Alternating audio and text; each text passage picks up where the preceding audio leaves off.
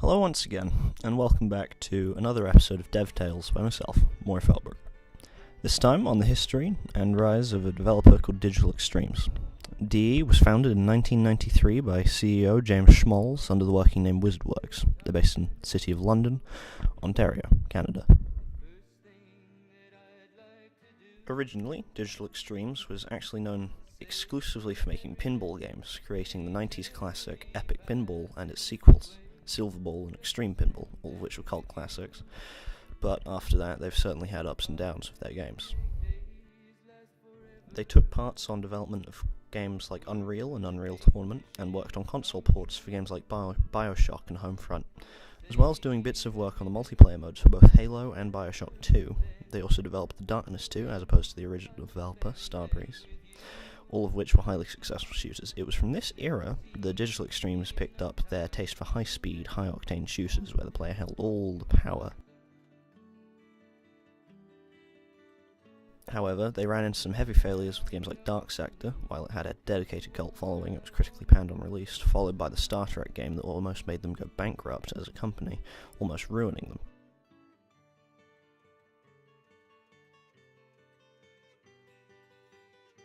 They were brought days away from absolute bankruptcy before their new title, something they had been wanting to make for a decade, what Dark Sector should have been, released back in 2013.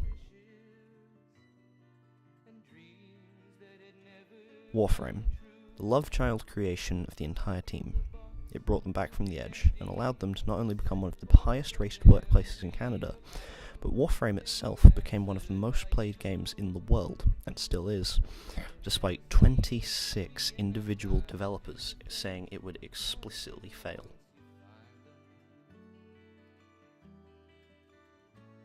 Throughout the last 30 years, the team has had a lot of key faces come in and out of the team, but some of the most important ones have been James Schmalz and Steve Sinclair, the founder and creative director respectively. During the dark ages leading up to the release of Warframe, James worked the team like a slave driver, constantly pushing them and himself to keep them on track, while Sinclair fueled the team with creative vision. If you look at some of the earliest concepts of the original Dark Sector, you can see literally dozens and dozens of assets, from corridors and even entire rooms to literal weapons that they still use during the Dark Sector work almost a decade ago. They had an idea, and they stuck true to it. Digital Extremes are renowned globally for a few things, but above all else they are known for their work ethic.